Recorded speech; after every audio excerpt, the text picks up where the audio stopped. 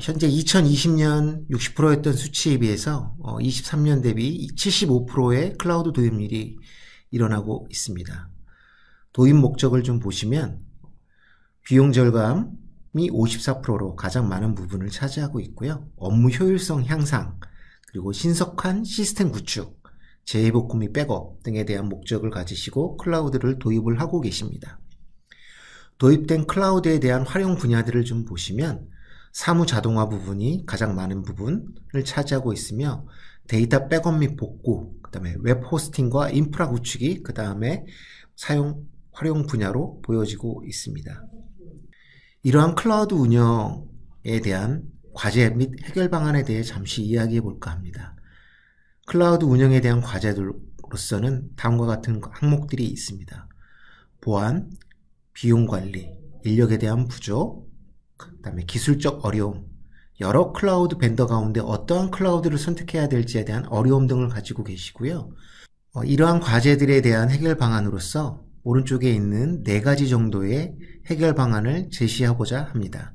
첫 번째, 보안에 대한 강화 부분. 두 번째, 비용에 대한 관리 부분. 이 부분은 비용에 대한 최적화가 포함이 되어 있고 리소스에 대한 최적화를 통해 비용에 대한 관리를 효율성을 얻을 수 있는 부분이 되겠습니다.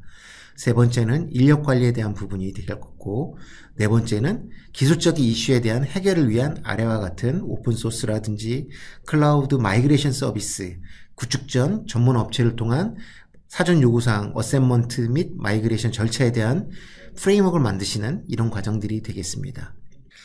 이러한 해결 방안을 보시고 하기 위한 하나의 중요한 도구로서 ISC를 통해서 운영 환경에 대한 적용을 검토해 보시는 것들을 제안해 드리고 있습니다. ISC 도입에 대한 필요성은 다음과 같이 제한된 IT 자원을 어떻게 활용할 것인가, 그 다음에 기술 역량을 어떻게 ISC 도구를 통해서 기술 격차를 해소할 것인가, 변화하는 비즈니스구에 신속하게 어떻게 적용할 것인가에 대한 필요성이 있고요. 필요성을 맞춰서 도입을 위해서 고려해야 될 사항으로는 어떠한 도구를 선택해서 어떠한 교육과 훈련을 통해 직원들의 스킬 레벨을 올릴 수 있으며 해당하는 변화에 대한 변화관리, 형상관리 등에 대한 부분들을 구축할 것인가에 대한 고려가 필요할 것 같습니다. 당연히 보안 및 규정 준수에 대한 부분도 필요할 것이라고 생각이 됩니다.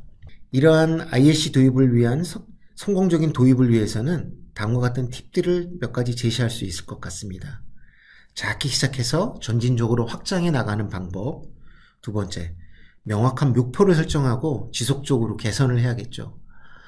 이러한 개선은 단기간에 일어나지 않기 때문에 이러한 개선을 위해서 적절한 지원을 대한 확보를 하고 팀에 대한 팀워크를 구성하는 부분이 필요할 것 같습니다.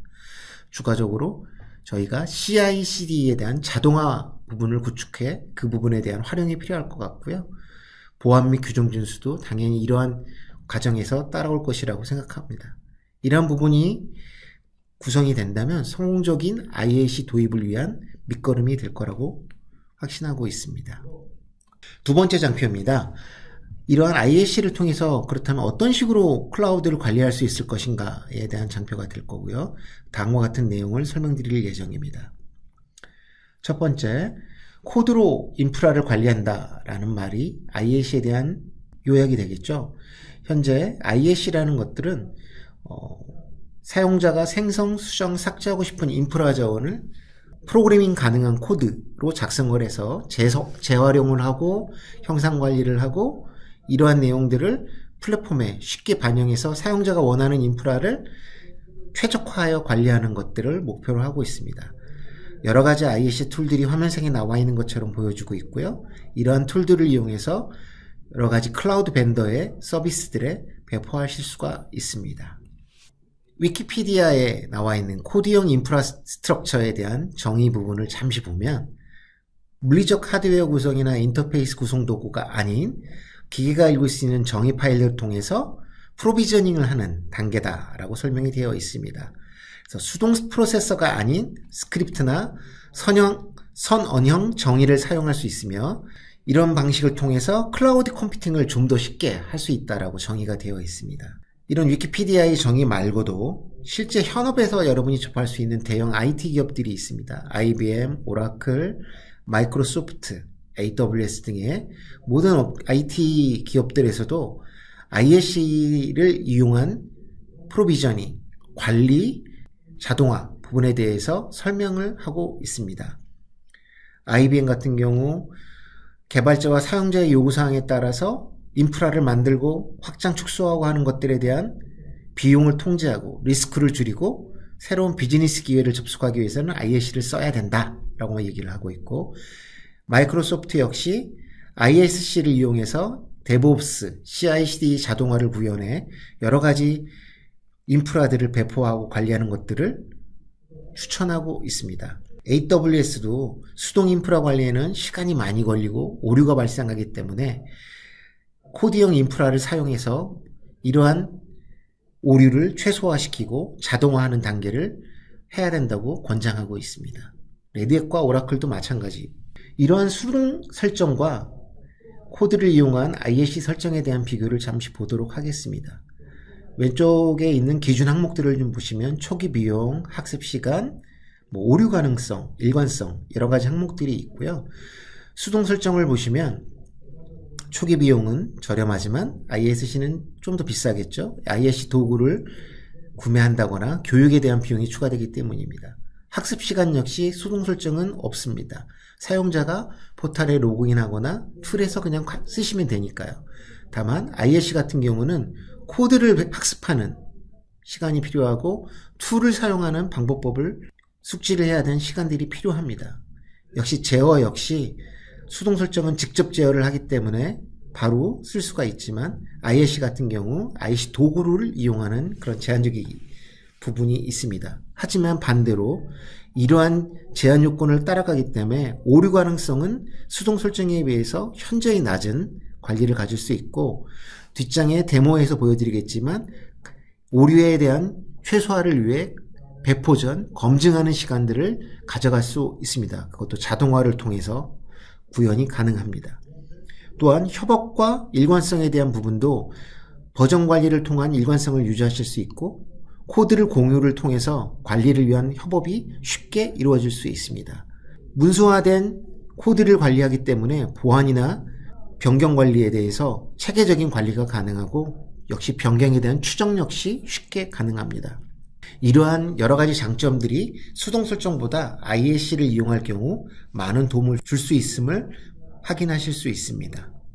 이러한 클라우드 운영에 대한 이슈에 대한 적용 방안으로서 저희가 크게 한 6가지 정도의 방안을 제시해 드리고 있습니다. 첫 번째, 보안 강화 부분을 보시면 코드를 검사하고 권한에 대한 관리를 통해서 이러한 취약점, 코드에 대한 취약점이라든지 권한에 대한 관리를 통해서 인프라에 대한 접근을 차단한다거나 쉽게 배포할 수 없도록 하는 부분들을 구현하실 수가 있습니다. 이미 만들어진 코드, 문서를 관리하기 때문에 변경 관리에 좀 더 쉽게 적용하실 수가 있습니다. 변경할 경우 승인 프로세서를 탄다거나 변경에 대한 이력을 관리한다거나 추적이 가능한 거죠. 세 번째로 비용 관리 부분이 있을 수 있습니다. 이러한 리소스들을 관리하고 하는 것들이 사용자의 설정에 대한 것들이 아니라 이미 사전에 승인받은 절차와 프레임워크에 따라서 배포가 되기 때문에 운영 비용에 대한 어떤 최적화라든지 예산 설정에 대한 가용성을 가져가실 수가 있습니다. 또한 기존에 만들어진 스크립트를 배포를 통해 인프라가 생성이 되기 때문에 일관된 인프라 유지가 가능합니다.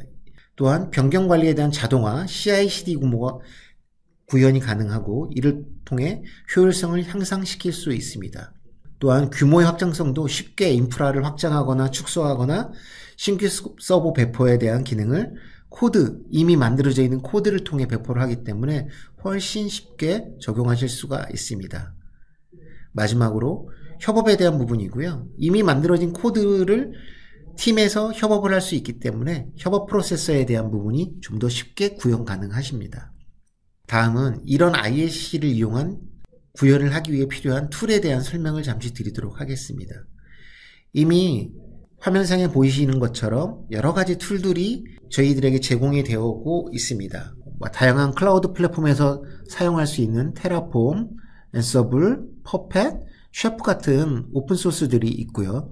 각 클라우드 벤더마다 제공해드리는 클라우드 포메이션이라든지 애저 리소스 매니저, 구글의 클라우드 빌더 같은 것들이 있을 수 있습니다. 그 다음에 애저상에서 현재 가장 많이 사용되고 있는 바이셉이라는 ISC 툴도 존재를 하고 있죠. 본 세션에서는 이 모든 툴들을 다룰 수가 없기 때문에 일반적으로 많이 사용하시는 테라폼과 애저에 특화되어 있는 바이셉 두 툴을 가지고 비교를 하고 거기에 대한 데모를 진행해 볼까 예정하고 있습니다. 애저 바이셉과 테라폼에 대한 비교 장표를 잠시 보도록 하겠습니다. 애저 바이셉의 경우 애저에 특화되어 있는 ISC 툴입니다. 반면 테라폼은 다양한 클라우드 플랫폼에서 사용 가능한 툴이고요. 문법도 테라폼의 경우 해시코프 컨피그레이션 랭귀지라고 하는 HCL 랭귀지를 쓰고 있고, 바이셉은 C샵과 비슷한 애저 고유의 문법을 사용하고 있습니다. 애저 리소스 지원에 대한 부분을 보시면 바이셉의 경우 모든 애저 리소스의 속성 및 기능을 지원을 하지만 테라폼은 100% 애저 리소스에 대한 기능을 제공하고 있지는 않습니다. 다만 AWS, 구글 등 멀티 클라우드 환경에서는 좀 더 다양하게 적용할 수 있는 툴이라고 보실 수가 있습니다. 학습 곡선 부분도 보시면 바이셉은 비교적 쉽게 학습이 가능하시고 테라폼에 비해서 훨씬 쉽게 배울 수 있는 부분이 있습니다. 비용도 바이셉은 무료로 제공을 해드리고 있고 테라폼도 일부 무료지만 엔터프라이즈 버전의 경우 유료를 사용하셔야 되는 부분이 있습니다. 따라서 애저 바이셉은 애저 환경에서 ISC를 사용하는 경우 가장 좋은 선택이 되실 수 있을 것 같습니다. 애저 바이셉과 테라폼에 대한 장단점을 잠시 보시면 바이셉의 경우 장점은 간결하고 명확한 문법, 그 다음에 강력한 기능, 그 다음에 애저 리소스에 대한 심층적인 지원, 애저와의 긴밀한 통합 등을 장점이라고 하실 수 있습니다. 테라폼의 경우 다양한 멀티 클라우드 플랫폼을 지원하는 부분이 가장 큰 장점이며 다양한 모듈 및 프로비저닝 도구들을 지원하고 있습니다. 또한 오픈소스이기 때문에 활발한 커뮤니티 활동도 이루어지고 있습니다. 단점의 경우 바이셉은 애저만 지원한다는 단점이 좀 있고요. 테라폼의 경우 애저에서 사용할 경우 직접적인 통합이 좀 어렵다는 부분이 있습니다. 또한 애저 바이셉에 비해 습득이 어려운 부분이 존재하고 있습니다. 따라서 이런 장단점을 봤을 때 오른쪽에 있는 4가지 정도의 선택 가이드가 가능할 것이라고 생각됩니다. 첫 번째, 만약에 저희가 애저라는 클라우드를 사용하신다라고 하는 경우 애저 바이셉은 가장 최선의 선택이 될 수 있을 것 같습니다. 두 번째, 애저 이외에 다른 클라우드를 사용하고 있고 통합 관리가 필요하다라고 할 경우는 테라폼을 사용하시는 것들이 중요한 선택 가이드가 될 것 같습니다. 세 번째로, 좀 쉽게 배울 수 있는 ISC 언어가 필요할 경우 애저 바이셉을 선택하시는 게 좋을 것 같고요. 자동화 기능이 필요하다 경우는 테라폼을 사용하실 수도 있지만 바이셉의 경우도 애저 데브옵스와 통합을 통해서 가장 강력한 자동화 기능을 구현하실 수가 있습니다.